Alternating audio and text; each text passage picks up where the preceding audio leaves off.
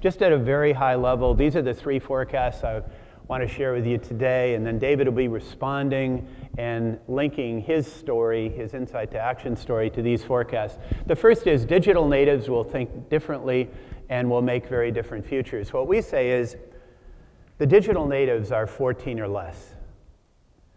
And if you're 25 or less, the definition of a generation is about 6 years. So if you're a 20-something, you've entered the workforce, you're very cool, you're very hip with today's social media, you're extremely out of touch with 19-year-olds.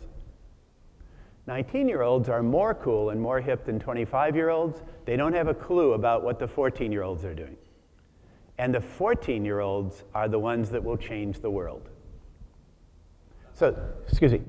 And I think about my 14-year-old son. The guy that wants to wrestle with you every night when you come home, that's the guy to worry about. And he's the older edge. The younger you get from 14 down, the definition of a generation gets smaller.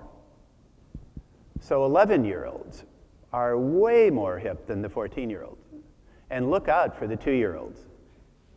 Look out for the 2-year-olds using the iPad, which they can do. The generational differences are going to stun us. And we know, I'm a social scientist by training, we know that whatever media ecology you experience as you become an adult will shape the rest of your life. So when I became an adult, living out in Geneva, my world, my media ecology was a world of silly situation comedies. Leave it to Beaver et al. And I've been recovering ever since. This generation of kids is coming of age and with the world of social media, with the belief that they can connect with anyone on the planet. And they're right. And their brains work differently. The neuroscientists are studying this, and it looks like they have something the neuroscientists are calling continuous partial attention. We call it multitasking. We don't get it. Continuous partial attention is an array of multiple media simultaneously, but still being able to concentrate. And we got to prepare for the digital natives. So I did a talk for the American Council of Education, the chancellors and the presidents of all the major universities, 1,000 people in Washington a couple months ago. You were there, actually. And I asked, are you ready? Are you ready for the digital natives? They're not. The universities are not ready. So I asked the same thing of you, of parents, of grandparents. Are you ready?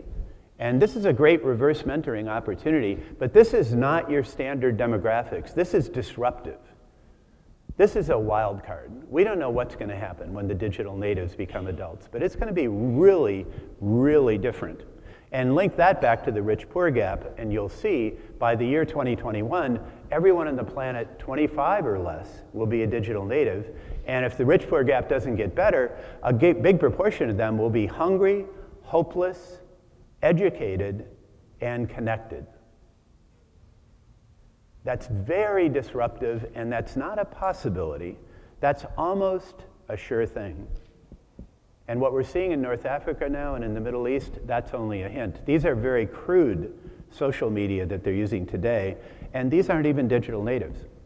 Second big forecast I want to talk about is the global well-being economy. We think that will be the next big economic driver. So the last big economic driver was engineering and the first stage of the digital age. The next big economic driver will be biology, life sciences, biology, and the global well-being economy. And it's not just sick care, it's not just wellness, it's well-being. It's the larger aspect of well-being. It includes physical well-being, it includes financial well-being, community, social well-being, career well-being, and spiritual well-being. Is there a sense of meaning that people can derive from this VUCA world? And it's a tremendous economic opportunity, but as leaders, we have to think with bioempathy. We have to understand the principles of nature, the principles of biology, in order to be able to do this.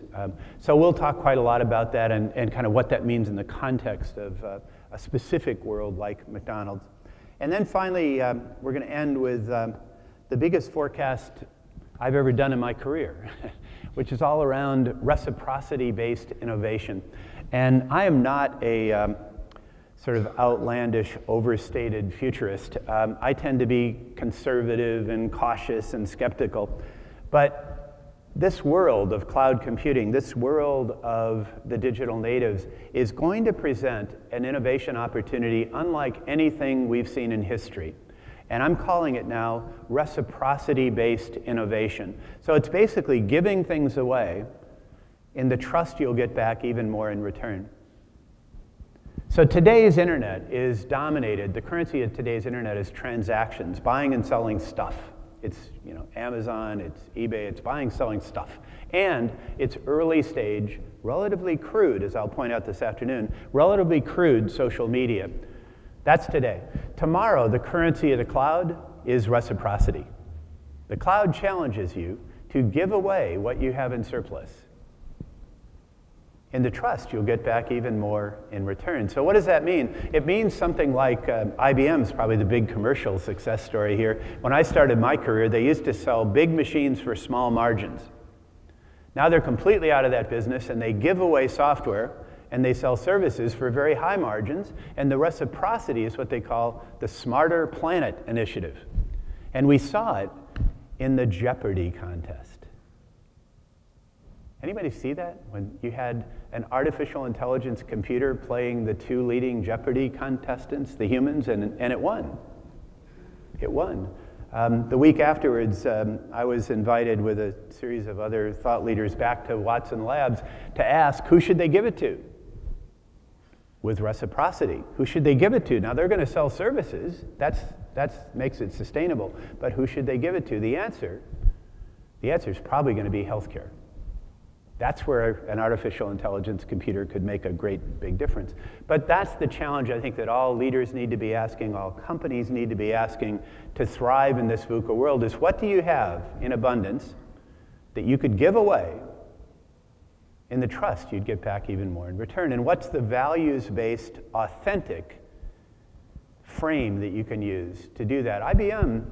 IBM says they're creating a smarter planet, and generally we believe them. It's an authentic claim that they're making. So each of us is challenged to do that. For the digital natives, I think you have to immerse yourself with digital natives in the best way you can. If you're lucky enough to have one as a kid, you get a chance to learn from your kid, and you get the ultimate parental nirvana experience if you succeed. But you've got to learn from them as well as mentoring them. So we have things to share. We've got a lot to learn from them.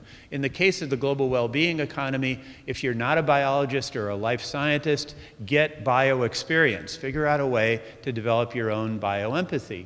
And finally, on this, the cloud and reciprocity-based computing, I think this is a question of engaging in the emerging characteristics of the cloud and understanding deeply the concept of reciprocity, which I suspect most of the people in this room already understand. It's one of your values. And you probably had an advantage there. So in your case, all you need to do is learn about the cloud. So it'll depend on what your experience is in your background. But these are three priorities I would recommend.